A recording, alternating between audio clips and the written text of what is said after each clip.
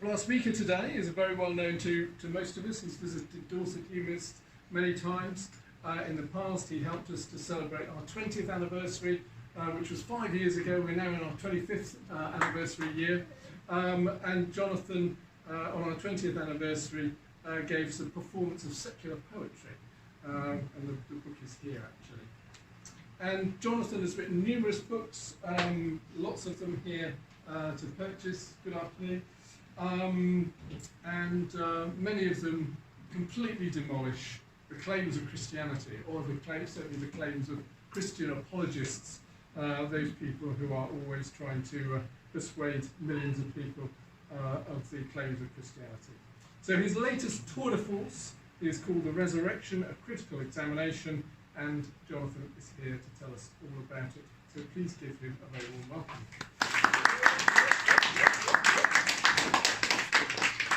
Thank you, David. It's a pleasure and a privilege to be here again.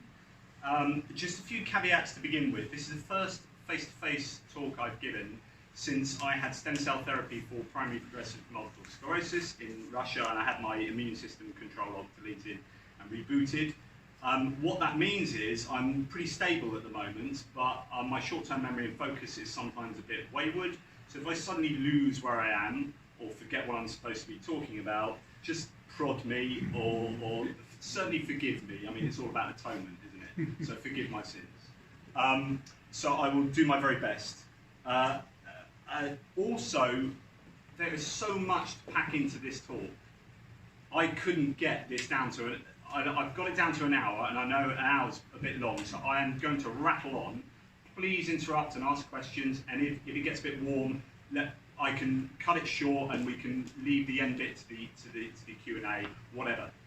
As long as you guys are comfortable, that's the main thing. So hopefully that's all right. Right. What is the origin of my writing this book on the resurrection? Well, in 2012, I wrote a book on the Nativity, which I've spoken to you about. Some of you may have come. That looked at the intersection of Jesus' life and his nativity, his birth, with history. And that intersection was problematic for the gospel claims. There are two gospels that talk about the nativity, only Matthew and Luke, and they are internally incoherent and they don't match with known history. So that was all about saying, well, that's a real problem, those claims are problematic, where does that leave us? Well, I've done the same with the resurrection. It's a lot bigger because there's a lot more claims. There are a lot more claims on the resurrection than the nativity.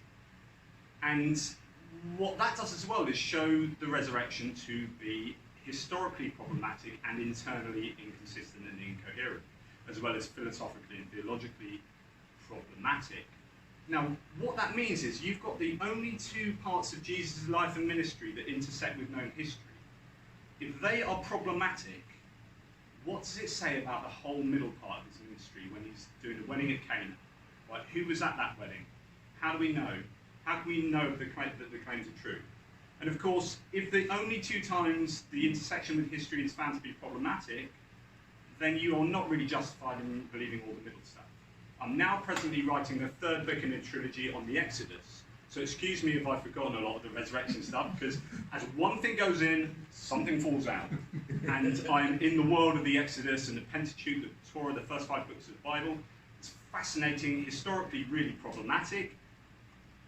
If Jesus is fulfilling every jot and tittle of the Mosaic law, so if it's all about Moses and the Exodus and the foundation, the Jewish foundation to the Christian faith, if the resurrection, the nativity, and the Exodus are all historically problematic, what are you left with? So that's basically where I'm coming from.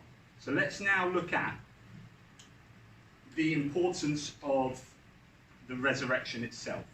So here we have Paul, who is the earliest source of the Christian claims that we have after the death of Jesus. And he says, now Christ is preached that he has been raised from the dead. How do some among you say that there is no resurrection of the dead? Interesting, because he's already admitting some people are denying the resurrection here. So that's fascinating. But if there is no resurrection of the dead, not even Christ has been raised, and if Christ has not been raised, then our preaching is in vain. Your faith also is in vain. Moreover, we are even found to be false witnesses of God, because we witnessed against God, and he raised Christ, whom he did not raise. if in fact the dead are not raised, for if the dead are not raised, not even Christ has been raised, and if Christ has not been raised, quite repetitive, your faith is worthless, and you are still in your sins, then those who have fallen asleep in Christ have perished. If we have hoped in Christ in this life only, we are of all people most to be pitied. And an extra D there, full stop in the wrong place. So, the point being that Paul says the resurrection is super important. That's the point of that. Without the resurrection, Christianity, what's the point of Christ? He's just some guy doing miracles. And they were 10 a penny in those times. And in fact, even now, Sati Sai Baba in India has far greater number of people who attest to his miracles than Jesus did at the time. And yet we don't believe in them. So it's a really big problem. If you take away the resurrection, Christianity falls apart. And here's another just a Christian apologist website just saying, if the resurrection didn't happen, the Christian preaching is empty, Christ isn't who he said he was, the apostles were liars, those who died believing that died, in vain with no hope, blah, blah, blah, blah. Broad point is the resurrection is super important to Christianity. Without it, Christianity falls apart. Hopefully I can establish that very quickly and we can go on. Now, I wrote this book looking at the content of the Gospels, 4 Gospels and Paul. But I didn't need to. And I didn't need to because the resurrection doesn't make any sense if atonement doesn't make any sense and if the Holy Trinity doesn't make any sense. They don't make any sense. I didn't need to write this. What a waste of time. Turns out, so if you say, why did Jesus die? It's all about the atonement. He died for our sins. What does that mean?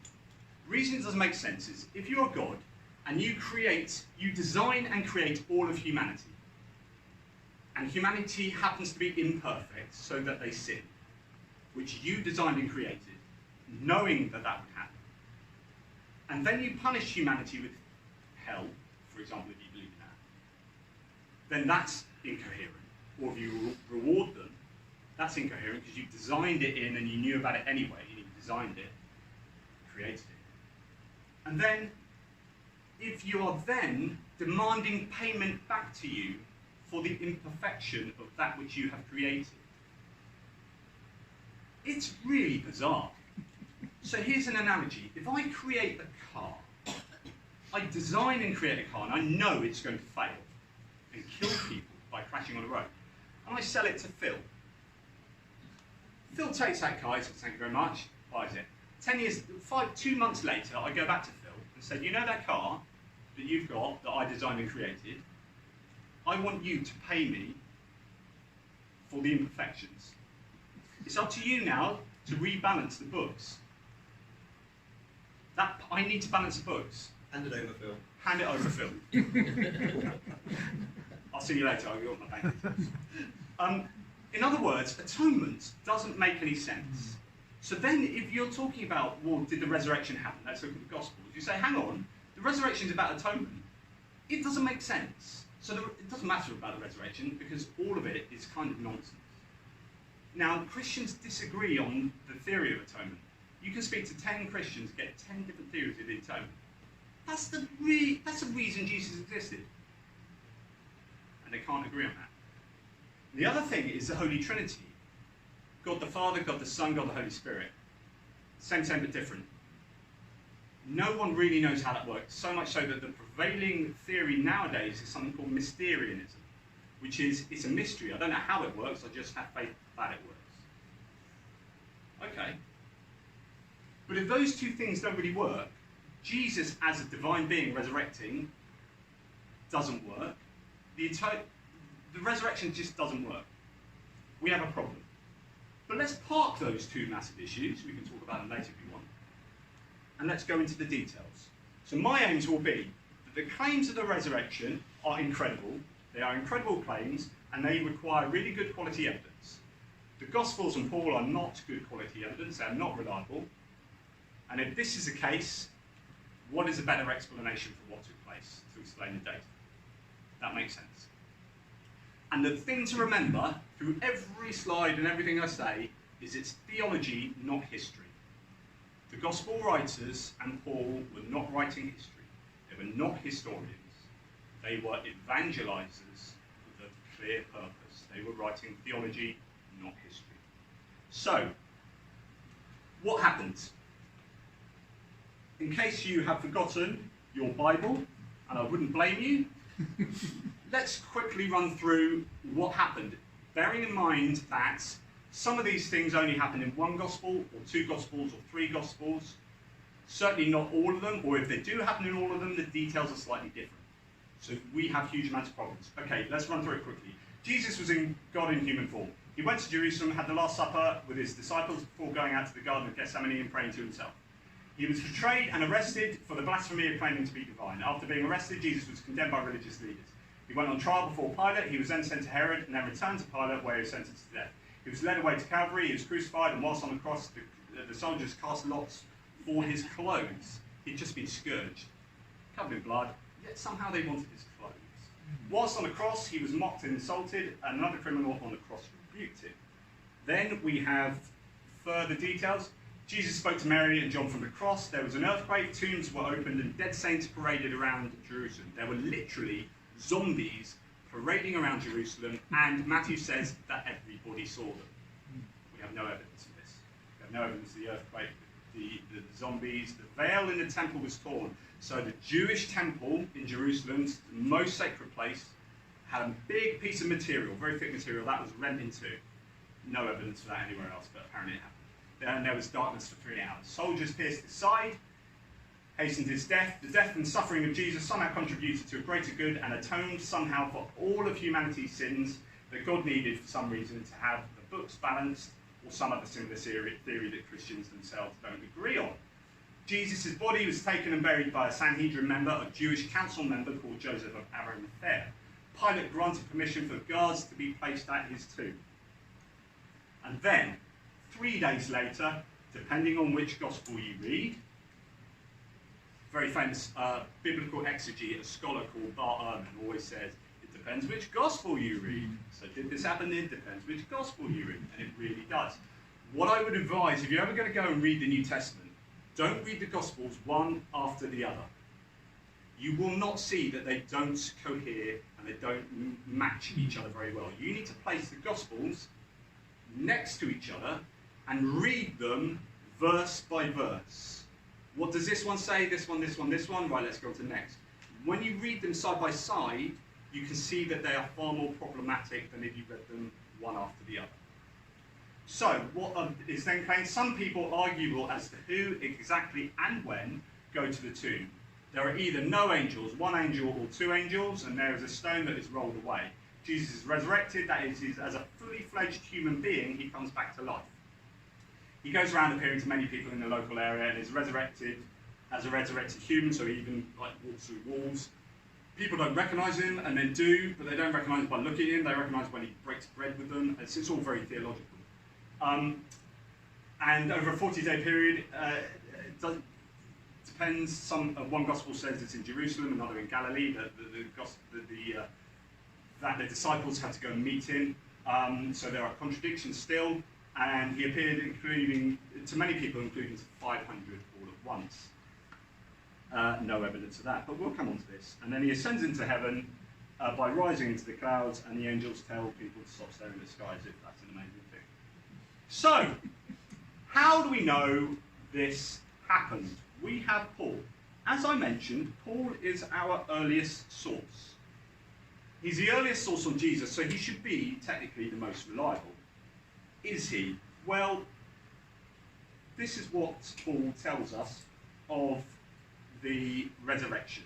This is a sum total of the earliest, most reliable source. For I delivered to you as of first importance what I also received. So he's received this from someone else. That Christ died for our sins according to the Scriptures. And so he's relying on the Scriptures.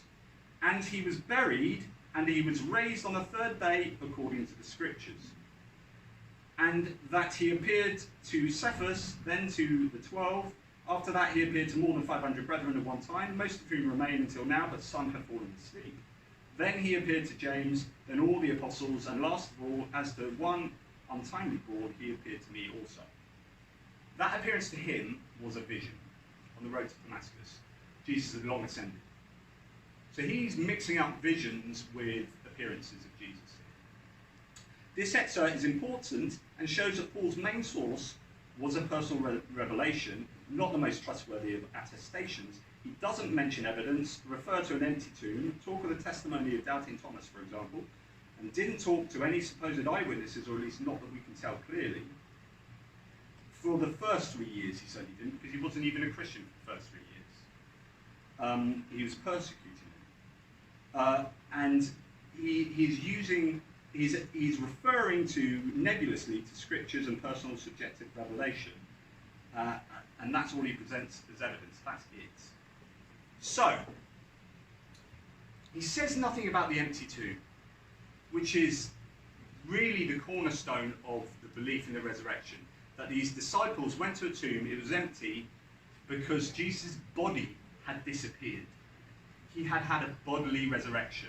I talk about this a lot in here, because I think Paul initially believed, or Paul believed in a spiritual resurrection, so that there wasn't an empty tomb. Which is why the later Gospels disagree with Paul. John has Jesus being poked. He has Jesus eating fish. Why would he have a story about being poked in his wounds and eating fish? Because this is to say to people who believed in Paul's theology, no, it was a bodily resurrection. Jesus was a body, as a human, resurrected, and there was an empty tomb. Paul didn't believe in an empty tomb. There's no evidence he said that we have an empty tomb, and it looks like he believed, and I won't go into detail now, but it looks like he believed in a spiritual resurrection. There's a massive absence of evidence. Talk about that in a second. Paul could have used this as a really persuasive moment. He's writing letters to the Corinthians, writing letters to all sorts of people, arguing about stuff. Perfect opportunity to say, by the way, don't you remember the empty tomb? Don't you remember these are the people who found Jesus' empty tomb? These are the people that buried. None of that. Doesn't mention anything. It looks like all of that detail is a later embellishment from the Gospel writers. So, we then have the Gospels. These are written by non-eyewitnesses. We don't know where and when. We can have educated guesses. They're written ex post facto. What does that mean? It means that these guys already believed that Jesus was the Messiah and then wrote a book about his life. Very biased, unverified and unverifiable. So we can talk a little bit about how do you verify things. So, if you received the gospel truth, how could you check it? Travel was too expensive, very time-consuming, and oftentimes dangerous, whether on land or sea. Mail, in any conventional sense, was practically impossible, certainly from strangers. Library access was incredibly limited and of little use to the potential Christian converts, and likely inaccessible. Given the near practical impossibility of foreign or distant travel from outside of Palestine, or even from far-off places within, this leaves us with localized fact-checking. The skills of interrogating were not known, let alone implemented, especially given the in-group secretive nature of the sect at the time. That's to say that they couldn't verify, and the evidence in the Gospels is that they didn't verify either. There are times in Acts in the New Testament where they say, this crazy thing happened, and the people they're talking to are like, okay. There's actually no desire to fact check. That's a very modern thing, fact check. They didn't verify stuff, and nor was it verifiable. They are codependent. Those Gospels all depend on each other. Mark came first, Matthew was based on Mark, Luke was arguably based on Matthew and Mark, or they were both based on Mark, and then John came later, and John was right out. John, writing much later, it's called the synoptic problems. Matthew, Mark, and Luke are three Gospels that all generally agree with each other. John, pretty different. Writing a lot later, he had a completely different theology, where he recognises, arguably, that Jesus was God. Matthew, Mark, and Luke, you can read them and read that Jesus was merely a Messiah, a Jewish Messiah. And actually that makes sense of a lot of the reading of those Gospels, to then see that John starts with, At first there was a word, the Logos. Jesus was a pre-existing divine being. The other Gospels arguably just see him as a man who was a Messiah, who was a very important man, the Son of God, which is termed to mean a very important sort of divine, almost angelic figure. So, Mark is the earliest gospel, and after Mark, I think 19 verse 9, it's added in. It's what's called an interpolation. So all the appearance accounts in Mark, all the stuff where Jesus appears to people, wasn't in there originally, which is why most Bibles now have that section in brackets. So it looks like that was just later added on by each gospel embellishes the previous gospel. Heaps of private conversations. You look in the Old Testament, you look in the New Testament. Any time you've got a book purporting to be history and having conversations in it, Pilate talking to Jesus in a private trial, who was there with the dictaphone? Who was writing it down with their slate and chisel? Hang on, repeat that bit. What was that? Oh, he misspelled it. Let's start again. It's not going to have happened. So as soon as speech takes place in a book that purports to be history, alarm bells should be ringing. It's all over. The New Testament is almost entirely speech, which to me says that this is theology and not history. This is people writing theology. So, you hear this, I've just mentioned it. Absence of evidence is not evidence of absence. What that means is, I have no evidence that this hotel was open yesterday. Doesn't mean it wasn't open yesterday just because I have no evidence. Okay, fair enough. But in that situation, I could probably find out. I could find the evidence. There's no evidence for the earthquake, tombs opening, zombies parading around Jerusalem, darkness for 3 hours, and the veil being torn. No evidence outside of particularly one particular gospel. The Christian will come back and say, but absence of evidence, just because there is no evidence, doesn't mean it didn't happen. And I'll come back and say, no, that's rubbish. I originally had a ruder word than nonsense. I thought, I don't know you guys well enough. But that's rubbish. And the reason it's rubbish is that when you expect there to be evidence, if I said to you, yesterday in Bournemouth, there was an earthquake of a 7.5 Richter scale earthquake, and you all said to me, you should all say to me, well, where's the evidence? I'd say, just because there's no evidence doesn't mean it didn't happen. You would say, hang on, there should be buildings knocked down. There should be news reports going on. I should have felt it. My friends should have been phoning me saying, there's an earthquake. Are you all right? If there's nothing, that is evidence that I am talking rubbish. So when you expect evidence, absence of evidence is actually pretty fatal. So, it's the most amazing claim ever. Some of these claims are resurrecting Jesus. If you're only finding it in the Gospels, then I say that this is disconfirmation by silence. So I think absence of evidence is very important.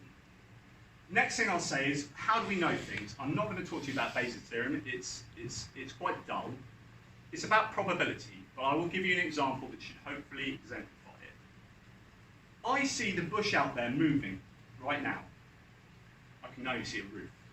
But if I imagine I can see a bush, and it's moving. I have two hypotheses. One, it's a tiger. Two, it's the wind. We have our background knowledge. What do we know about the world? We know that tigers don't exist in Britain, apart from in circus, it's all zoos. So when I see bushes move, it's more often the wind than not. So that my background knowledge and what's called my prior probability, so every time I've seen a bush move before around here, it's been the wind. Taking that into account, the hypothesis it's a tiger is really, really unlikely. Hypothesis it's the wind is very likely. The only thing that makes the tiger hypothesis more likely is if I pile shed loads of evidence on there. Yesterday, there was a tiger that escaped from Bournemouth Zoo. Don't have to. Tiger escaped from Bournemouth Zoo. Two, I saw an orange and black shadow thing by the bush. Three other people saw that as well. Now my hypothesis that it's a tiger is a slightly more reasonable.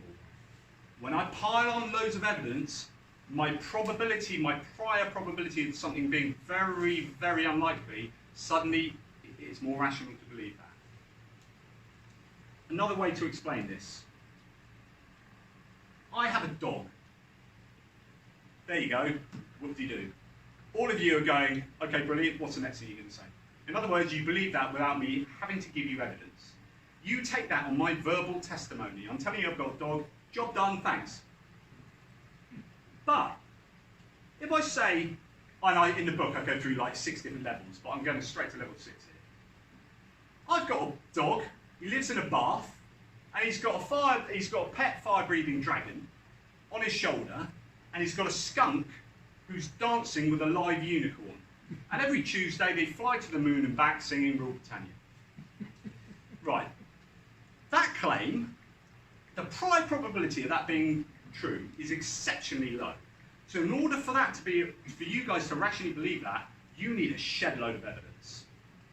In fact, I would go even further than that to say that you probably need to see it for yourself. I think that even if you were shown a video, you would say that's been doctored. That's CGI. Bear this in mind. This is what Carl Sagan said. Extraordinary claims require extraordinary evidence. This is 100% true. If you say something that's incredibly unlikely, for me to believe that as being true, I would need to have very good evidence. So the question is, if a God in human form becomes the Jewish Messiah and is crucified and 3 days later resurrects to life again, and there's an earthquake, the zombies hang around, there's darkness, the veil is torn, and he appears to loads of people doing further miracles, disappearing through walls. And this is all recounted in only a few Gospels. Those Gospels better be good evidence. To overcome the low prior probability of that being true, that evidence has to be phenomenally good. There is no way around that. So the question is, are the Gospel accounts extraordinarily good evidence? Remember, they are all based on each other. They are not verified. They are written by people with an agenda. In writing, we talk about audience, purpose, and form. Audience is who you're writing for, who you're talking to. Your purpose is what you're aiming to do in communicating.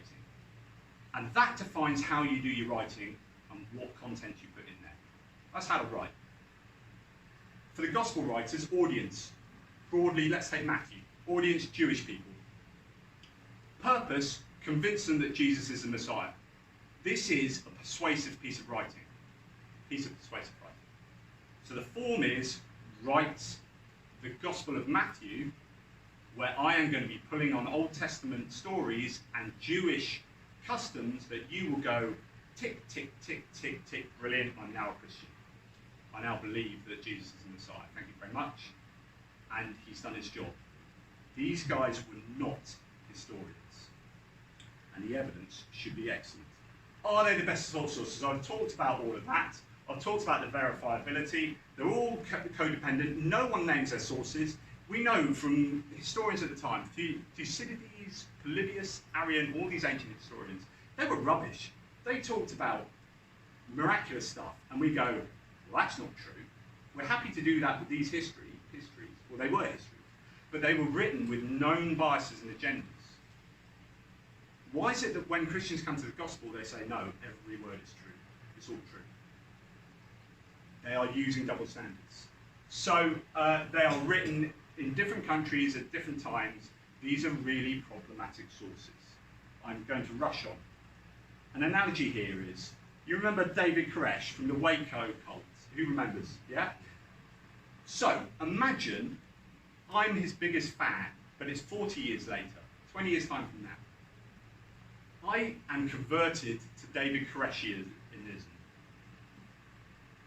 I live in a different country. I have no access to the telephone, to the internet.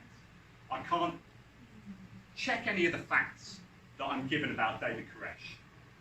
I then, after deciding that he's a Messiah, I then write a book on his life, with the sole purpose of convincing you that he's a Messiah. Now, would you think that book that I wrote 40 years later would be a really reliable source for the claims of David Koresh? And I hope you would agree that it wouldn't. these are what the Gospels are. Okay? I've never met David Koresh. The Gospel writers have never met Jesus. This we know. I mean, Luke admits it straight off in the beginning of his Gospel. So they're not eyewitnesses, and yet we're supposed to believe the Gospel truth of what they say. And the problem is, with the resurrection accounts, they are littered with contradictions. How many women went to the tomb? You don't need to read this, just to know that these are some of the contradictions. How many women went to the tomb? How did they get to the tomb? What did the woman see? What was said? Did Jesus appear to the woman? Which disciples went to the tomb? Did the disciples believe the reports of the woman? How many disciples did Jesus appear to first? Where were the disciples told to go? And where did Jesus ascend into heaven? All of these have different answers.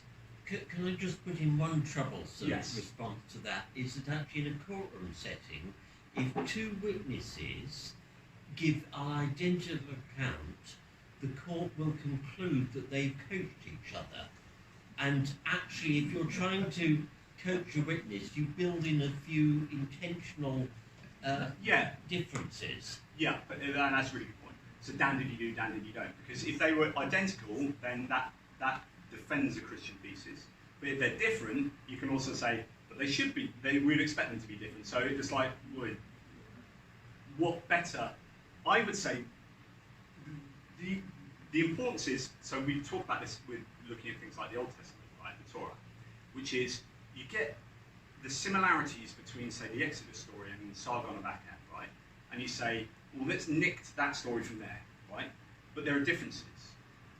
The importance is in the differences. So it's almost not the similarities, what they tell you, but it's what's this author trying to say by being different? And I wonder whether a lot of that is going on here. Certainly with the time, so you have John. So I talked about John being quite different from the others, from the Synoptic Gospels. John has Jesus as literally the Passover lamb. So John has him executed on a different day to the other three, and his legs not being broken. And that is because the Passover lamb, which is a sacrificial lamb you have at Passover to celebrate the Exodus, is you have very strict rules for treating the Passover lamb, and you're not supposed to break the legs of the Passover lamb. So John wants, for his own theological agenda, wants Jesus to be resurrected exactly on Passover. The others, I think, are on the day before. And he wants Jesus' legs not to be broken. So he has what they used to do to hurry some people up and dying on a crucifix, they would break their legs. It's actually got a word, cruciferum, don't know the word, something like that. So they didn't do that, and John says they didn't break his legs. Why would he bother saying that? Because he is the paschal lamb, so they couldn't break his legs. And John has them piercing his side, which is, they wouldn't do that to someone at a crucifixion. But they did do that because he needs Jesus to be literally the paschal lamb who is being sacrificed for our sins. So, in other words, the difference between him and the other three is explained because he has a theological agenda. In the same way that Matthew does have differences, his will be, I want this to be as Jewish as possible. He's got a massively Jewish audience. Luke has a Gentile audience. So he'll be, because of their, like I say, audience purpose task, or audience purpose form. So the form of all their writing is slightly different because they all have different objectives. Slightly different objectives. I hope that goes some way to Yes, it does. And there are still loads of flat out disagreements. I'm going to just, because I don't want to keep you too long, loads of contradictions. More contradictions, more contradictions. Was Mary Magdalene filled with joy, or was she crying? Did she recognise Jesus? Yes or no? Depends which gospel you read. Okay, where did Jesus tell the disciples to meet him? Galilee or Jerusalem? And so on and so forth. So loads of differences. Again, I mentioned Saturday's sidebar, but I just think it's an interesting. Here's a guru in India whose miracles are far better attested. You've got videos of some of them. I mean, I don't believe them. And the interesting thing is the Christian doesn't believe them either. So the Christians don't believe Saturday's sidebar, even though his miracles are better attested and he has more followers than Jesus at the same time. So if they don't believe him and give those rational reasons for not believing in his miracles, we can all apply that to Jesus. But there's double standards going on.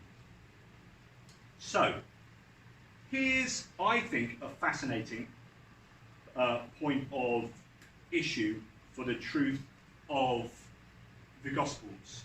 Joseph of Arimathea, the guy that takes Jesus down from the cross and buries him in the tomb, empty tomb, or it becomes empty. And it is empty before. Now, his account is embellished in each successive Gospel. You should read all the Gospels and just go to the Joseph of Arimathea bit. Key words change. He becomes more and more embellished. And in fact, in the non-canonical Gospels, he even ends up going to Glastonbury and doing weird and wonderful things. And the people who put the Bible together drew a line down here and said, well, these ones are nuts. We're not including them. It didn't quite work like that. But there was this kind of line of these are far more implausible, so we're not going to include them. I would shift that line way down here. None of them are plausible. You've just gone down there. You like the 4 Gospels, and that's why. Anyway, Joseph of Arimathea. No such place that we know of. It's a city. No evidence of Arimathea ever existing. Not on any map, not in any records, nowhere. It likely means best disciple. So a lexical analysis of words by Richard Carrier shows that Ari and Mathea seem to mean best disciple. So it's Joseph from best disciple town. And the reason for this is because it's a motif used a lot in the New Testament called reversal of expectation, which means that we expected the disciples to be awesome and do all these wonderful things, and they end up bungling a load, doubting Jesus, and then running away. Who is it that came and got Jesus off the cross and gave him an honourable burial? It's a Sanhedrin Jewish council member. Hang on, he's not supposed to be supporting Jesus. Reversal of expectation. Where did he come from? Best disciple town. He's the best disciple, not those other disciples. He's, whoa. That's what that is telling you. So, he increases embellishment. The Sanhedrin wouldn't have allowed Joseph of Arimathea his request. Jesus has done the worst thing. This is the worst crime you could be done for. This kind of treason and blasphemy, right? He should be given, they went to at great lengths to put him on trial and sentence him to death. They wouldn't do all of this during the Passover time, and then someone says, oh, you know that Jesus you've just done all that crazy stuff with, and you've sentenced him to death, and he's now dead. Can I bury him honourably? And they go, yeah, go for it. And Pilate goes, yeah, I'm a nice guy, go for it. This wouldn't have happened. So, it also looks like it's Homer's Iliad. Priam, the character of Priam in that looks like Joseph of Arimathea is fulfilling that, but I won't go to that. This is also very convenient. The Gospels were written after 70 CE. So they could say anything about Sanhedrin members, and you couldn't check it because Jerusalem was sacked in 70 CE, and all the records were destroyed. And in fact, large parts of Jerusalem were destroyed, and large parts of Jerusalem were deserted. There's absolutely no way of verifying the things that the Gospel writers were saying. That's really convenient. And he randomly had an empty tomb ready to put someone in. Now, criminal dead bodies were exceptionally poisonous in a sense. They defiled literally the ground that they were buried in. So you couldn't bury a criminal next to a righteous person. And in fact, that tomb would then have been defiled. So that wouldn't have happened. Jews, and with loads of evidence, we've got the Mishnah tractates, and loads of Jewish writing that tells us lots about this. Very clear. Interesting, Acts later says, and when they had fulfilled all that was written of him, they took him down from the tree and placed him in the tomb. It's not even one person, it's then somebody they. It's a bit of a contradiction there. And it looks like this is a fulfillment of Isaiah 53. His grave was assigned with wicked men, he had people beside him, yet he was with a rich man in his death. So Joseph of Arimathea, clearly in the text says he's rich and prominent. Why would they bother saying he's a rich man? Because he had done no violence. So it looks like Joseph of Arimathea is just fulfilling an agenda. And this happens all over the shop. The entirety of the resurrection accounts are rewriting Old Testament verses. What happened is Jesus died. His followers were oh my goodness, what's gone on here? I wasn't expecting this. Something called cognitive dissonance, where your brain can't handle the evidence that you're met with, so it does funky things to allow you to cope with this problematic evidence of the guy that you thought was going to be the Jewish Messiah suddenly dying, being crucified. So what they did is they didn't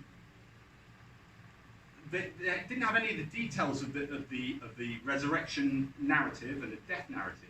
They went to the Old Testament, tried to justify their Messiah being killed by looking in the Old Testament, found all the stuff in the Old Testament, and then wrote that into the stories of his death. We can see that. Let us not tear it, but cast lots for it, for decide whose it shall be. This was to fulfill the scripture. Jesus has just been scourged, right? Covered in blood, has his clothes on, back on, goes and gets crucified, and then they're casting lots to see who gets his clothes. Makes no sense. Wouldn't happen.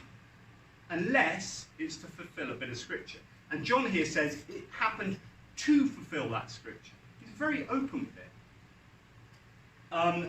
Over here, so the soldiers came and broke the legs of the first man and the other who was crucified with him, and they were coming to Jesus. When they saw that he was already dead, they did not break his legs. How fortuitous that Jesus was already dead. He died early. They didn't need to break his legs. That's lucky, because John wants him to be the Passover lamb. And all this is so that, basically, telling you the truth so that you may also believe. This is him persuading you, as the audience, to his point of view. Psalm 22, another one they've gone back into the Old Testament to take out of context. For dogs have surrounded me, a band of evildoers has encompassed me. They pierced my hands and my feet. Actually, that's a poor translation taken from the Greek Bible, which the Gospel writers are using. In the Hebrew, that pierced is actually pinned down like a lion. So actually, it's even less, it makes less sense. I can count all my bones, then bones not broken. They look, they stare at me. They divide my garments among them, and for my clothing they cast lots. So this is all happening. These bits of the resurrection narrative are happening to fulfill these Old Testament scriptures, which weren't even really prophecies. And if they were prophesying something that happened hundreds of years before. They are just taken out of context and slapped onto Jesus. Again, we have other ones. But he was pierced for our offences, for he was crushed for our wrongdoings. The punishment for our well-being was laid upon him, and by his wounds we are healed. Blah, blah, blah, blah, blah, blah. And all of this sort of stuff comes together to create this resurrection narrative. Now, this is the big one. If you're going to take anything else from this, if you're going to take anything from this talk, this is the one. Yom Kippur is a Jewish ritual for atonement. What happened in Yom Kippur is they had two goats. They took one goat and they let it free. And they took another goat and they sacrificed it in a particular way. And they put a scarlet band on it, on thorns, and they ritually sacrifice it. And that atones for the sins in the Jewish custom. What does this look like? Barabbas was the prisoner that was suddenly let free, no reason. It's never happened before. That whole thing where Pilate lets a prisoner go free never would have happened. Why does that happen? Yom Kippur is why it happened. He's the sacrificial, he's the goat, the scapegoat. It's allowed to go free. It's where we get scapegoat from. And what are the other similarities? With two goats, one is free, one sacrificed. Jewish custom of mocking the scapegoat. Jesus was mocked on the cross. Scarlet wool tied around the goat's head, a scarlet band placed among thorns. Matthew changes a purple robe that Jesus wears to a scarlet one. Why did Matthew do that? The difference is he was Yom Kippur. And this is what I find fascinating. So John Dominic Crossing is a biblical scholar. He says that basically, this is really my talk could be put into this paragraph. He said the passion narrative happened in 3 stages. P1, the historical passion, Jesus was killed. And that's probably all that really happened. Jesus was executed. Number 2, the prophetic passion. That's like, what's his followers, how do they understand this? Is this a kind of prophecy? Number 3, the narrative passion. Now let's write this down into a story. So, how did it look? During P1, Jesus was crucified, but his earliest followers knew none of the details of the execution. P2, Jesus' disciples interpreted the meaning of his death in light of the Old Testament. but they did so without reference to the particular details of the Passion events. In other words, they made stuff up. During P3, his followers organised a complex array of scriptural proof texts into a coherent and sequential narrative, refining and augmenting the story with historical detail. That is how the resurrection narrative was created. I think John Dominic Crossan sums that up. It's not his words, there's someone else summing Crossan's work up. But I think that's absolutely right. An example of this is a trial. Trial of Jesus. Trials couldn't take place in the evening, couldn't take place on the Sabbath or other Jewish feast days. They couldn't take place in a private home. You couldn't convict a man without a witness. You could not convict a man. You could not without any charge, which is what Luke has it as. One could not execute a man without a death sentence, which is again what happens. Death sentences could not be pronounced until at least a day after the interrogation, to name but a few of the illegal trial issues. If the arrest was after the Passover meal, the 15th day of Nisan, then the people arresting would not be carrying weapons on a feast day, and Peter was also illegally carrying a weapon, but very strict on their rules. It would be a serious problem that Simon the Cyrene was coming out of the country or fields. So in one of the Gospels, he helps Jesus carry the cross. Came out from the he wouldn't be working on the fields because it's Passover. It's a feast time. Okay, you weren't allowed to work. I mean, modern Orthodox Jews are coming and turn on the lights and do all sorts of things. High priest towards clothes again, which is a real problem. The trial never happened, and it certainly never happened like is claimed in the Bible. Absolutely 100% about that, and I will just very quickly. This is a Jewish expert, legal expert. The trial is incompatible with multiple well-established provisions of ancient Jewish law. In fact, the violations of Jewish law in Jesus' trial dogpile on each other so fast it's hard to keep up. All of them are virtually inconceivable and, of course, highly improper. Neglecting Passover, meeting them by night, holding trial in a private home, conducting a trial in secret, high priest acting as interrogator himself, and even striking the defendant with his hand. The failure of the witnesses to agree, mocking and beating the prisoner, and many more, any of which would have resulted in a mistrial. Even worse, they appear to have been deliberately misrepresented certain aspects of the trial to paint the Jewish religious leaders as stereotypical villains. Audience purpose task. Audience purpose task. Purpose, Jews are the bad guys. Particularly John. John was big on that, I think. So, this is what's happening here. And in fact, the Gospels arguably go out of their way to make the Romans not accountable for Jesus' death, but the Jews to be accountable. There's political machinations going on with the resurrection story. The trial is really interesting because it just didn't happen. So I'll finish off, and then we can have Q&A, get yourselves a drink, cool off a bit. But I'll finish off with his death. Before in the Q&A, maybe we can talk about what I think actually happened. So his death. Jesus was condemned to death, okay, and he was executed for the highest known crime. So what do we know about this? Well, we know that for that crime, he almost certainly would have been stoned to death.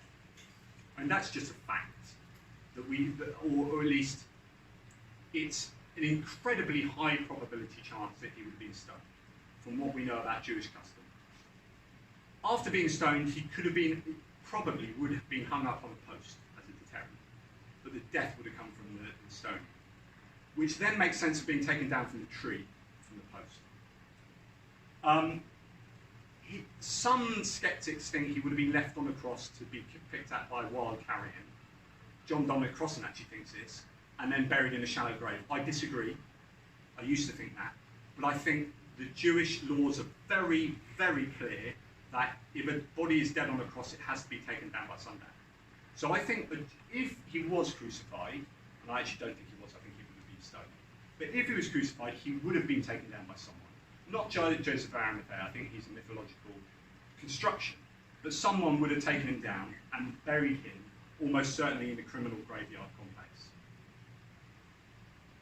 complex. His death would have been entirely about dishonour. So any honour in burying him in an empty tomb is just inconceivable. Wouldn't have happened. So, should have been stoned.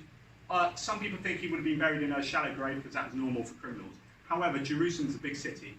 I don't think they would have had a shallow grave for that many criminal executions. I think we know of other necropolises, other tomb complexes, where they buried lots of people together in like tombs, almost like a mortuary sort of thing. And what would happen is your family would be entitled to come and get your bones a year after you'd been buried, because you would have gone through a ritual purification of your body. That defilement would have ended, and they would get your bones, and then they could bury you in a family tomb. And we know of someone with a crucifixion nail through their bones, that fused to their bones, they obviously couldn't get their nail out, was found in a family tomb. Christians think, oh, this is great. This proves that criminals could be buried in a tomb. No. It proves that you could get the bones of your family member and then reinter them, rebury them in a family tomb a year after. And the Jewish law is very clear on this, very clear. A year afterwards.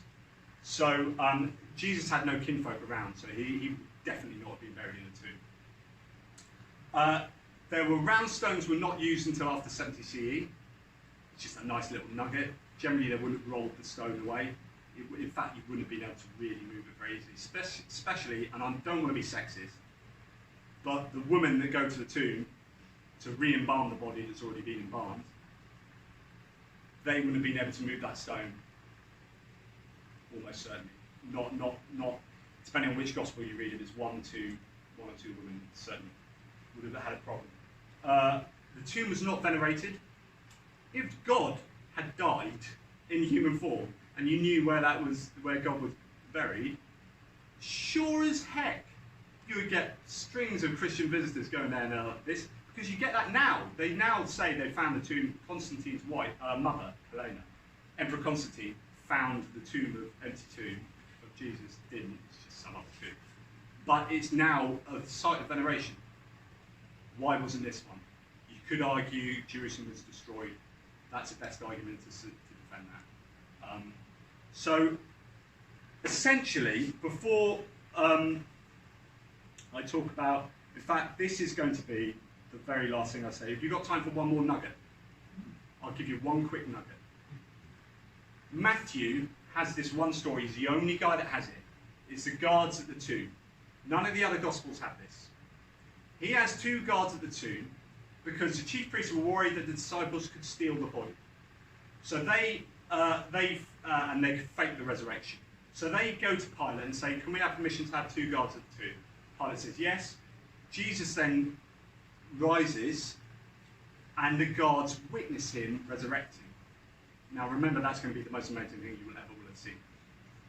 So rather than believe in Jesus and go, I've just seen God, to literally come to life, they go back to their bosses and say, we just seen a resurrection.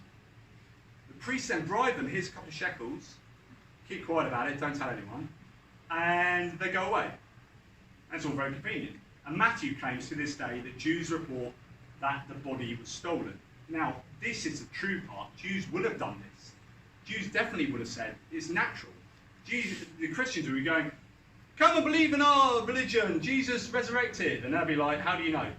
There's an empty tomb. Well, we come on to how that works. So, how did it work? Well, you can imagine a conversation. Christian, Jesus resurrected from his tomb. Jew, no he didn't. Anyway, how do you know his body didn't get stolen? It's a more probable explanation. Because there were guards outside the tomb on the assistance of the Pharisees? Okay, but what if the guards were asleep? They weren't. Well, how do you know? Because we know they saw it. But why didn't they tell anyone? Why is this not known everywhere, since this is the resurrection of the Messiah? Because the guards told their superiors and were bribed to keep silent and then disappeared. That's suspiciously convenient.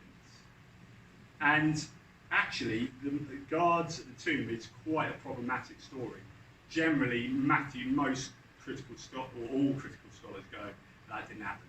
It looks entirely like what it is, which is a counter-argument against a Jewish counter-argument. Christians claim Jesus resurrected.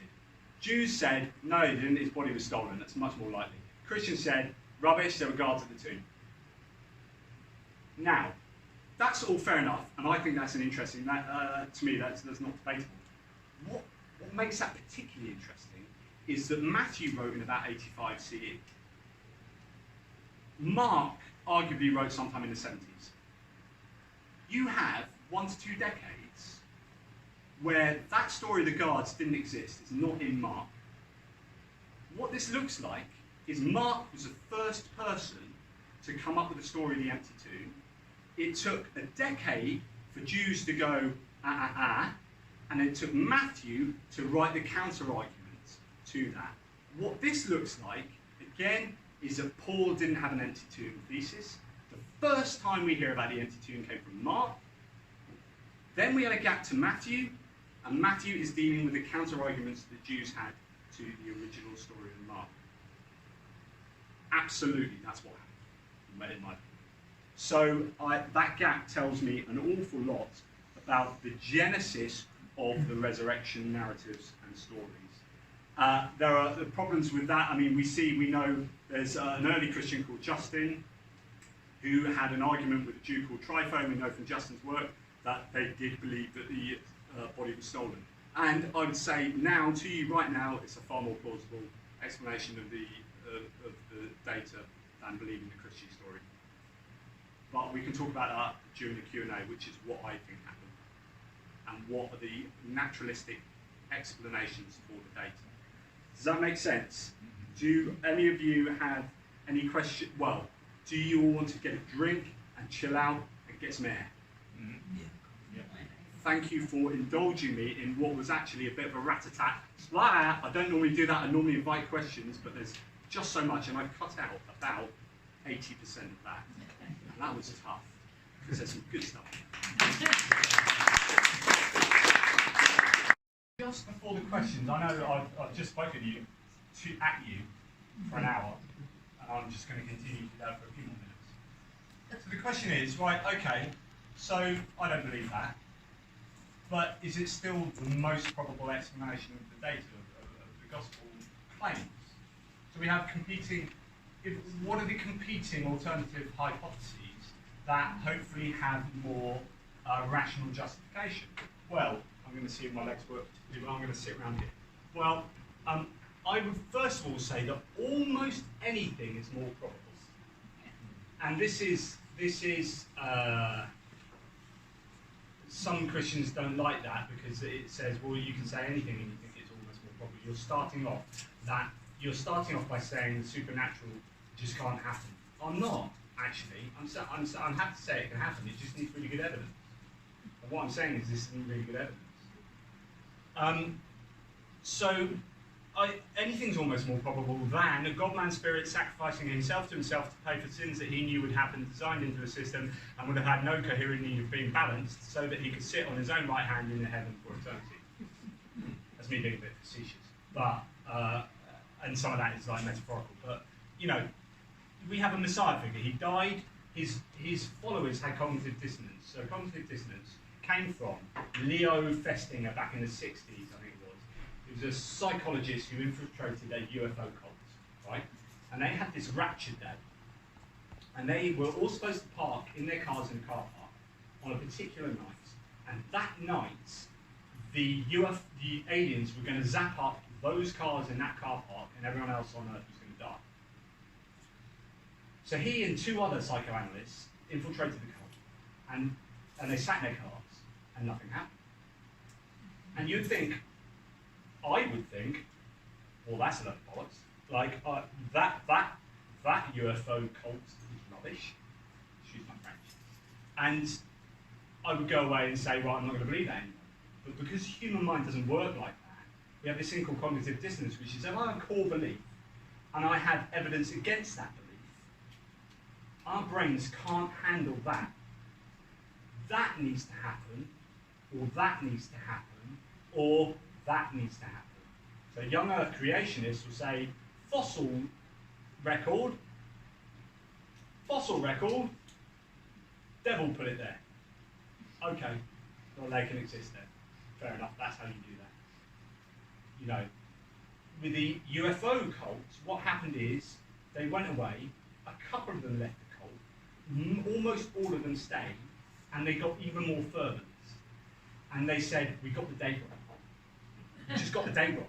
So they then went away to their books or whatever they were getting their information from, and they came up with another date, and it didn't happen again. And then they had to re-harmonise that data again. But again, they end up often becoming more fervent because you've invested that time and effort, and that psychological investment, you either have to say, I was wrong, and I've wasted my time and effort, and if you don't like doing that, then you have to continue to hold that view. In whatever way possible, you continue to hold that view. And that's so important. Cognitive dissonance underwrites so much of human behaviour. It's hugely important. Here, the disciples were following this guy around. He was supposedly doing miracles. Classic, there were loads of people doing this. Simon the Bar, loads of different people at the time doing these different kind of miracle itinerant preaching stuff. Jesus did this. He's the Messiah, he's the Messiah, he's the Messiah, he's the Messiah. He gets executed. Ah! Right, let's think about this, guys. Let's go back. Let's talk about it. So we get together. This is me imagining what happened. We get together. They talk through what happened. How do we just... Let's go back to the Torah. Let's go back to the Tanakh, the Jewish Bible. How can we find in here someone who is a Messiah figure who dies? Where can we find sacrificial lambs?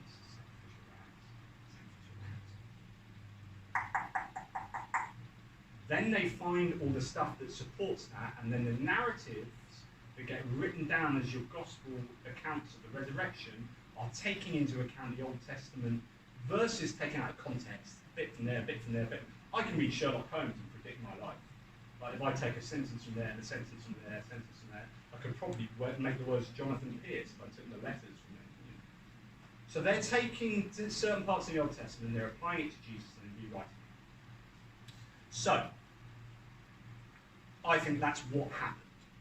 Bart Ehrman said, he doesn't know, but he says the tomb wasn't empty. He says a few disciples removed the body, they get caught. He says this is an explanation. I don't believe it's necessarily true, but it's more probable. So they remove the body from the tomb because they want to, he's their Messiah. For some reason, the disciples remove the body. They get caught by some guards and they all get killed. No one else knows where they are.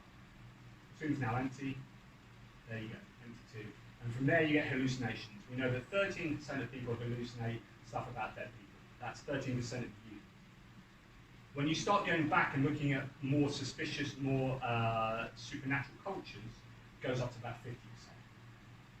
In other words, hallucinations are 10 a penny. Visions, those kind of things. I didn't like the idea of visions in an alternative naturalistic hypothesis. I thought it was a bit of a cop-out. When I started looking into the data, it's actually really prevalent. So, what do I think happened? Actually, this is what I think happened, but I'm going to tell you, I'm just going to read here because actually it sums up both I think it's one of two things that happened, but it's more likely one than the other. Number one, Jesus was stoned and or crucified and was buried in a graveyard reserved for criminals, in this case fit for a treasonous criminal. He may have been taken down from the cross early as it was a holy day and his followers did not know precisely where he was buried. There was no empty tomb narrative. So in other words, he was just crucified, buried in a criminal's graveyard and everything else was made up. I actually think that's the most likely explanation. But if you really want to have an empty tomb in there, this is much more likely. Jesus was crucified and, due to it being a holy day, was taken down by a pious Jew. Not Joseph of Arimathea, as he was almost certainly a legendary embellishment, but perhaps someone who presented as the kernel of the myth of Joseph of Arimathea. So some pious Jew who then becomes, in the stories being retold, Joseph of Arimathea, Joseph of the best of the disciple town. His body was temporarily stored in a tomb of which the followers knew the location. The body was then removed from the tomb to be buried, so it might have been rushed just before sunset, needed to get it down before the Passover started, but then the next day, let's get that body into a proper burial site for criminals. So we rushed it into this tomb, and we're going to move it to a criminal's burial site. However, the body being removed, the disciples didn't know that it was then removed. So they then go back to that tomb, thinking that's where he's buried. They knew he's buried there. He's not there now, it's empty. You've got an empty tomb. From there, you get hallucinations, stories being told, retold, telephone game, or Chinese whispers as it's known as in England, in Britain. Goes on, and you get embellishment after embellishment until you get the Gospel of John, who packages it all up in very neat theological terms. So that would be my two pieces, or two hypotheses that are far more likely than the Christian one. Which is to say, you could have a woman go to the wrong tomb, stolen body, swoon theory. Swoon theory is that Jesus actually passed out, they thought he was dead, they took him down, he was actually alive. I don't believe that. It's improbable. It's still more probable than the Christian thesis. And that's what you've got to remember. And actually quite a few people historically have believed in swoon theory. There are all these, that should say twin theories, that Jesus was actually twin. One of his twins was, one of them was crucified, the other one's alive. Hey guys! Didn't you die? No! It's my brother. It's unlikely. And in fact, there are a bunch of different sort of names of some of the theories. The basic idea is that there are loads of theories of how those stories came about. But the naturalistic hypotheses are almost certainly more probable in the Christian thought story. Sorry, that was the ending to my talk. Do you have any questions? That was a cheap, wasn't it? Can I confess to utter ignorance about history of Palestine, and not utter, or have heard from Palestine, but not a lot of knowledge at that time. What group of people had a vested interest in starting up this new religion? Always been something like this. It's a really interesting question. So you could ask that about any religion that ever starts ever. So And what was the brain feeling that they made to want something else? I can understand what happened to Muslim people. They wanted competition with the Christians. So these guys were Jews. So the first thing to remember is that Christianity is in a sense Jewish. Yeah. Jesus was a Jew. If it existed. If he existed, slightly different place, and I can come on to that. So Jesus was a Jew, his followers are Jews. This is a type of Judaism. In fact, I would argue that his early followers just thought he was a Messiah. Jews believe in a Messiah. They believe that there will be a Messiah figure that comes. They generally used to think, there are different theories about the Messiah, but the prevailing one is that he would be some kind of militaristic leader that would come and free, like, the promised land from, say, the Romans or whatever. Jesus wasn't that kind of Messiah, and he was killed. So they had to go away. The cognitive dissonance, they were Jews who thought he was a Messiah. They were Jesus followers, but they were Jews. Then they had to go and reassess. And they came back and created this new offshoot of Judaism called Christianity, where initially he was the Messiah, but he was a dying Messiah. Then that transferred later into he wasn't the Messiah. He was a very naughty boy. He wasn't the Messiah, sorry, the Monty Python. He wasn't the Messiah, he was actually God. And God incarnated himself in human form in order to sacrifice himself to pay back the sins of humanity, even though he designed them in the first place. Get that problem. So that's how I think it happened. So you think there was a group of Jews who wanted a different way? No, they just thought he was a Messiah. So you think there was a Jesus, and therefore. So I think there are two in skeptical circles. There are two positions. In fact, you can use myself and David as examples here. So I am what's called a Jesus historicist. I think Jesus existed as a human being. I'm not sold on it. I'm about 60-40. I think that Jesus provided a kernel of truth behind all the myths. But I think what you learn in the Bible is so far removed from the original Jesus, who would have just been an itinerant preacher. I think all we know that's true from the Bible is that Jesus was an itinerant preacher from Nazareth who died in Jerusalem, who was executed in Jerusalem. That's all you can know. Everything else is a myth. David thinks even that is a myth. He thinks the whole thing is made up from cloth. What the interesting point for me is that actually there's no real difference between David and I, because all the meaty stuff in the Bible is mythological, from the kernel of historical truth of Jesus. So that we actually agree on pretty much everything apart from there wasn't this original Jesus at the beginning who was just a bloke. Is that fair?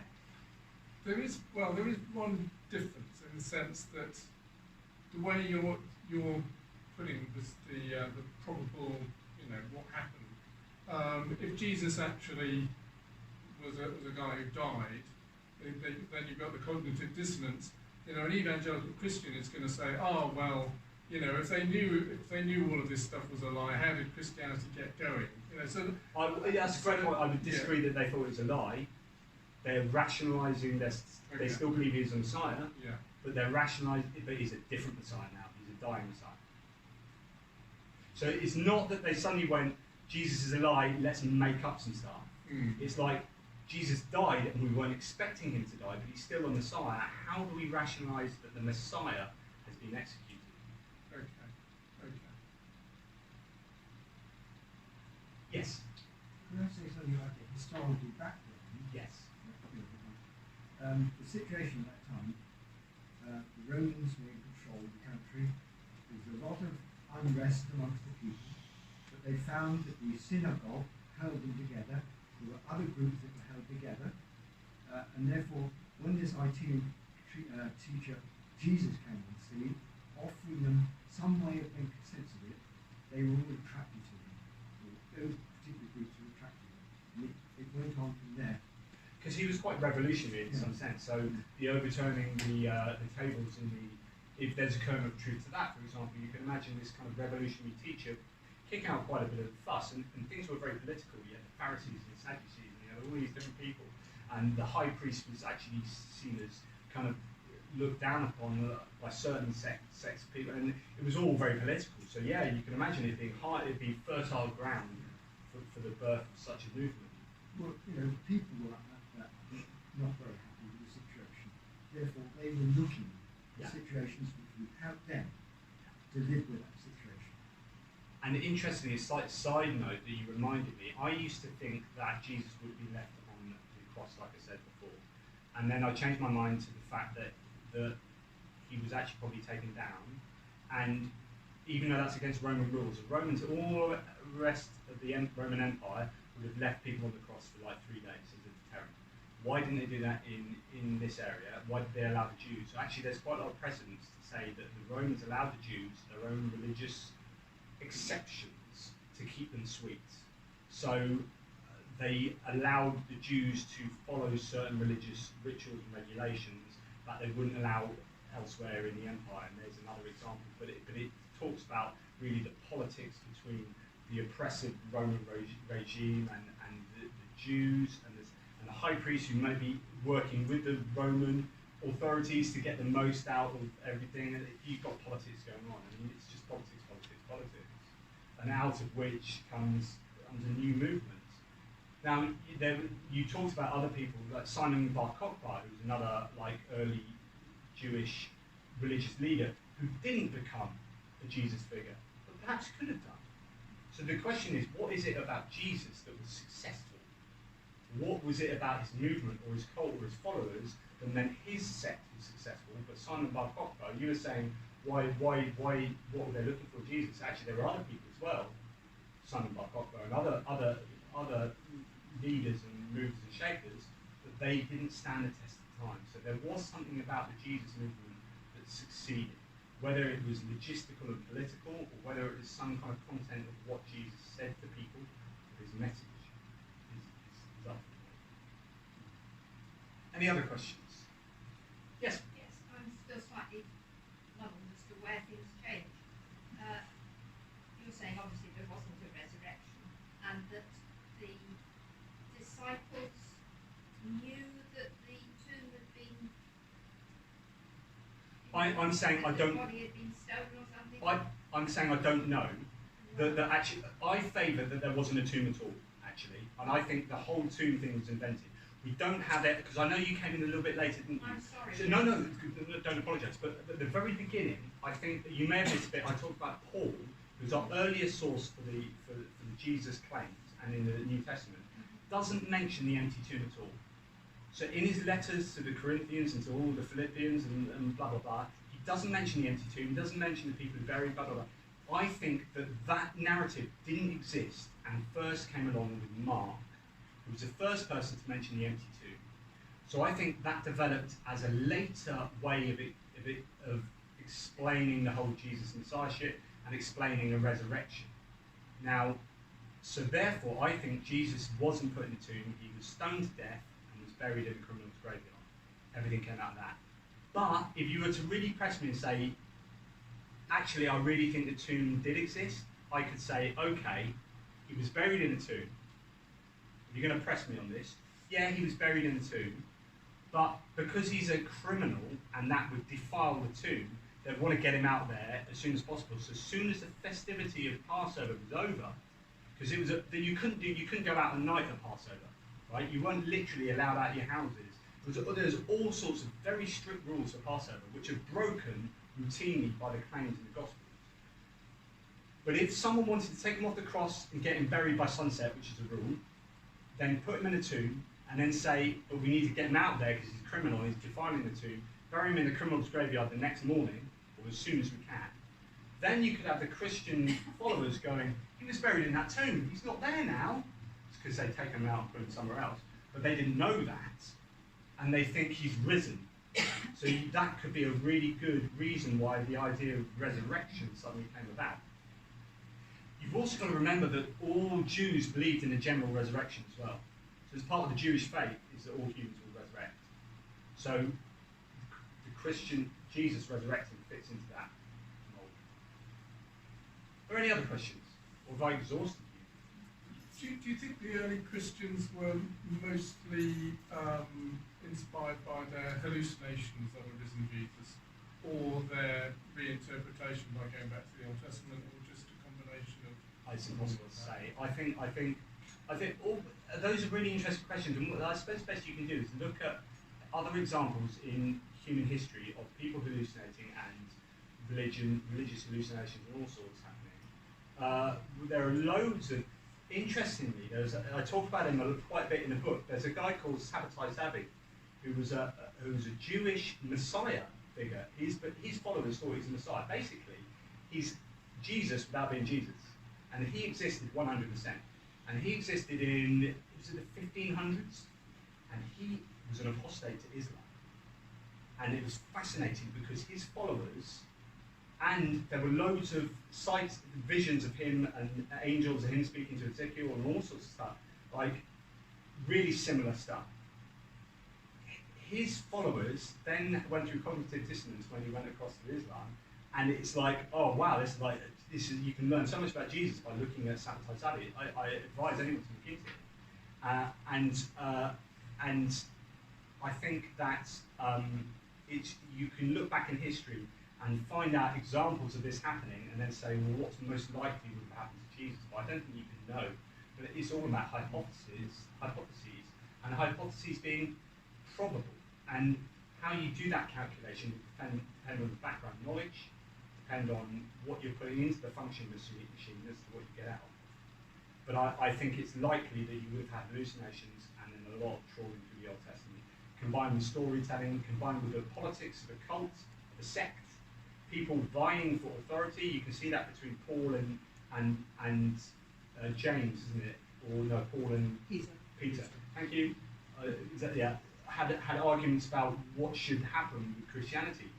Paul basically wanting to jettison some of the Jewish circumcision and things like that. So this is why it's important for John that Jesus is the Paschal Lamb, because what John's really saying, is that you know all these Jewish things. We don't need to do them. You don't need to get the end of your penis cut off. You don't need to eat these certain things. You don't need to do that. You don't need to have a Passover lamb on this particular, because Jesus was the Passover lamb. So when I say that it's theology, not history, it's really important, because actually you start understanding what their objectives were in saying what they said. It's not just trying to validate it in Jewish terms to a Jewish audience, but it's also saying this is a new form of Judaism, where we don't. If you're trying to speak to Gentiles, people across Europe, right, in the Roman Empire, they say, hey, no, I've got this really cool cult, this really cool sect, come join.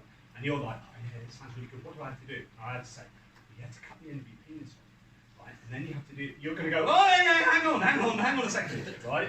I was with you with like Jesus being the cool Messiah.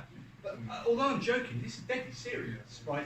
Because this is what Paul had to contend with. This is why they jettisoned. I think they had conversations literally about circumcision in the letters from Paul and stuff, saying, do you know what? let's not have this. This ain't gonna cut the mustard with Gentiles. We're not going to attract people. So there's a lot of politics going on with the content of the religious ideas and theology, as well as philosophy and history. Could you just give us an oversight of the Matthew, Mark, Luke, and John thing? Did they all know each other? Did they live around the same time? Did they read each other's work? And just put a timeline about that, or whether they, when they were around. So, no, they didn't know each other. We can make educated guesses about all of this. Basically, Mark was the first. It's called Markan priority. So most people generally believe Mark was the first. Writing sometime, there's argument as to whether he wrote before the fall of Jerusalem in 70 CE or after the fall. Some of the stuff in the Gospels is a metaphor for the fall of Jerusalem. So there's a lot of stuff that really they're talking about the destruction of Jerusalem. It's such a massive thing. The temple got destroyed. That's huge. So if you read it in that light, so Mark I would say, was written around just after 70 CE. And then you have Matthew. There's arguments. There are so many different theories as to whether Matthew and Luke depended on Mark. And then there's this other document called Q, which doesn't exist anymore. That Matthew and Luke both used Mark and Q and then wrote their own Gospels, or Matthew wrote first and Luke was later and used Matthew and Mark and Q, or some people now saying Q didn't exist, and it was just Matthew, and I'm not really in a position to say, but I think Q probably didn't exist. Mark was first, I think Matthew was second, and I think there's good theory to say that Luke came later, so Matthew was maybe 85 CE. Luke, there's now good evidence from some of the latest scholars to say that Luke used a historian called Josephus, who's writing around 100. So actually Luke's arguably being pushed back because they're saying it definitely looks like Luke knew Josephus, and there's some borrowing there. And then John was later, definitely in the hundreds, 120, 105 to 120. Bear in mind, Jesus died in about 30 CE. So you've got a distance of about 40 years to the very first. Now that's a generation of people. And for John, that's going to be 70 to 90 years. He wouldn't have known any of the disciples. Some Christian scholars will say, no, it's rubbish, they were all eyewitnesses. Richard Balcomb's written a book called The Eyewitnesses of Jesus or something. Christians will say anything that supports their worldview. You could argue the same with me. I will say anything that supports my worldview. I like to not think that, but if you look at what the general consensus is of scholars at the moment, Mark 70, Matthew 85, Luke after that, John in the hundreds. And just to follow on from that, also, of course, with whenever they were originally written by whoever of course, we didn't have the printing press for about 700 years, so of course they have then been rewritten and rewritten and rewritten. And I would imagine every time somebody else rewrote, they thought, oh, maybe there were 20 people at that picnic. Oh no, maybe there were 40 people at that picnic. Oh, maybe the fish never gets smaller. Yeah, that's right. The fish never gets smaller. Remember that. So you will always get exaggeration. You will never get getting smaller. So things will always get bigger. Feeding the 5,000 with 7 loaves. In my book, I talk about the appearance of the 500 could be a mistranslation of Pentecost, and it could be so that could not happen. I've got the reason I brought this up is because, sorry, my legs are a bit funky. Here's a nice little sort of diagram showing, how certain people things are in all three. This guy has a bit of this, bit of that. This guy has a bit of this, bit of that. Yada yada yada. There are lots of different theories, and of course, John doesn't even feature there because John's right out. I think you're first, and then yourself. Oh, sorry, you're first. Yeah, No, I don't mind. I didn't know what Richard said. I was just wondering, the other Gospels that never made it into the Bible, in the end, are they all thought to be on a later date than any of these? So none of them are... Yeah, although there is some crossover. As you get into the later Gospels, there are some theories that some of the non-canonical Gospels might be around that time as well. And they do say some interesting things about burial of Jesus. So I think, is it the Gospel of James? It talks about being buried in basically in earth, in the shallow grave. So that's really interesting. So if that was at the time something that people thought, it's not just me saying, oh, he's probably buried in a shallow grave or in a tomb, in a grave, criminal's graveyard tomb complex. You know, there were alternative theories from some of the non-canonical gospels. Sorry. The last time I read Josephus, famous Jewish historian, who wrote about 900 AD. I use that's abbreviation AD. The last time I read it, I didn't seem to recall any reference to either Christianity or Jesus in Josephus. So please correct me if I'm wrong. Yeah, you are, and not. So Christians use Josephus an awful lot, and they say, so when you say what's the evidence of Jesus, they say Josephus, as well as Tacitus, I think, as well. But it turns out the quote in Josephus doesn't really tell you anything about Christ. It tells you that Christians existed. Yeah. And actually, it's called the Testimonium Flavianum, because Josephus was called Flavius Josephus. So Testimonium Flavianum means just Josephus' testimony, really. And the Testimonium Flavianum is this bit that had so much, it's only a short patch of text, but it's had so much analysis done to it. Most critical scholars think it's an interpolation. So Christian authors at the time who were copying and copying and copying, so there are two kinds of alterations. There's a mistake and there's the intentional one, right? Would have intentionally been putting things in, and it's thought that is an intentional interpolation because it uses language that Josephus wouldn't have used, and it couches things in ways, and it doesn't actually fit into the flow, blah, blah, blah.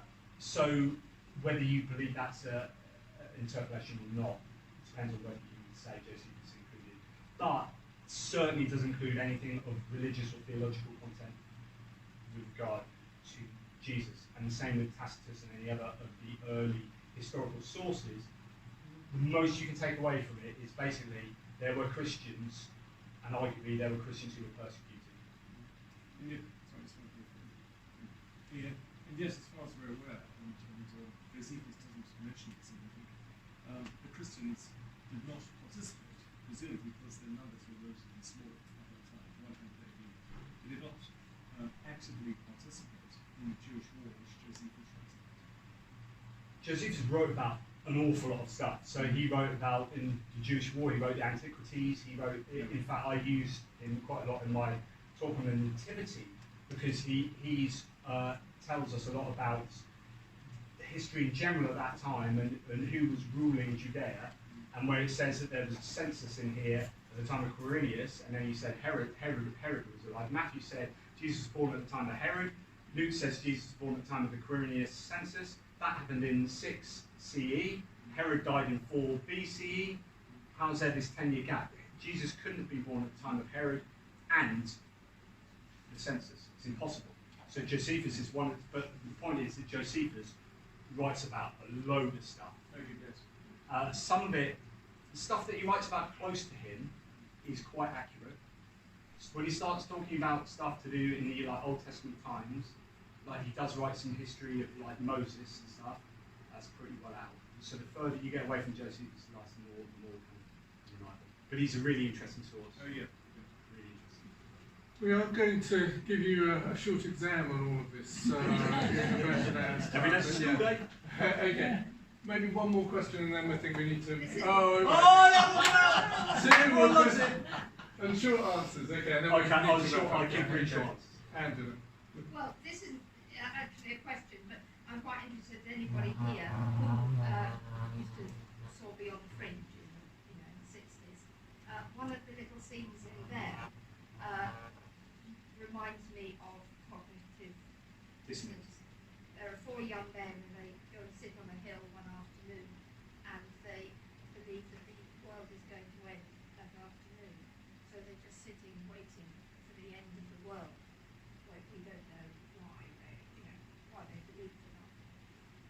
And then it comes to about 6 or 7 o'clock, and they say, "Oh well, okay, same time tomorrow." Yeah, nice. Thank you. We've heard about Josephus, as a sort of high-level source, but were there more detailed sources, contemporary sources like court records or census records, or were they all lost? They were all lost in the destruction of Jerusalem, and this is why it's really convenient. You know, it's almost as if the gospel writers, I mean, I'm not saying they did this, but I can imagine they did, just go, I can say what I like. I can say what I like. I mean, there's no way of verifying, and nor did it seem that people did verify, because actually they weren't fact-checking. We take that for granted, the fact that we're skeptical about everything. Yeah. Because we are able to fact-check as part of our culture, and we're slightly suspicious of all sorts, but in those days, not so much. And I hope I'm not misrepresenting you in saying that you put across the naturalistic explanation. Yes. Theologians would be in the supernatural. Yes. Have you ever been in a situation where there's been this debate between? Yes, I talk about it in my book. You do? Because I'd love to talk at length about this, maybe we could do some more. Right, but basically, when you go back to Bayes' theorem, one of the things you put into your theorem is your background knowledge, which is how I understand the world to work. The theologian would say to me, well, that's rubbish. You're in your background knowledge of the world, you're saying that supernatural doesn't happen. Actually, I'm not. I'm saying I do believe it doesn't happen, but I'm doing this on evidential grounds and probability grounds. Because even at the miracles of Lourdes, at the Catholic Church, and say there are miracles, but actually they set the bar quite high. So it's in other words, they say miracles are really improbable, and you need enough evidence to convince us. Their level is here, my level is up there, but their level is still higher than maybe some other Christians, right? Background knowledge. So the Christian will say to me, you believe in the supernatural. I'll say, no, I don't. But then I'll go back to the Christian. So say you're a Christian. Is it Rod? Yes. So Rod, so you're a Christian, right? You believe in the resurrection. So I'll say to you, my accusation, I wrote an article on this, which William Lane Craig tried to take me to task on, which is to say that your belief would be circular. So you would say, I believe in the supernatural. I say, why do you believe in the supernatural? Well, because I have faith in Jesus and the resurrection. So it turns out that really the only supernatural thing that you believe, you don't believe in ghosts and ghouls and blah blah blah, is generally the resurrection of Jesus and the miracles of Jesus. You say, okay, so why do you believe that? Because I think this is good evidence. Why do I blah blah blah? It's because I believe in the supernatural. But if you're feeding that into why you have faith in Jesus, and that's going back to there because you believe in the supernatural, and you have faith in Jesus because of the supernatural, and that then informs your belief in the supernatural, all you're doing is you're operating in a circle. And that's so important to me. I'm so glad you brought that up. It's so important that takes up quite... There's a section in here called Circularity of Believing in the New Testament, which is exactly that. And I talk about that in far more detail than I just had. So it's there. But I have written an blog article on that, so if you want to be cheap. He's waited 2,000 hours. Oh, it's waited Another 10 minutes. Okay, I think we need to wrap things up now. Jonathan, it's been fantastic, really well done. You put an enormous amount of work into that book. I had to read one of the proof copies of that to give a little blurb in the book, and my name is in the front.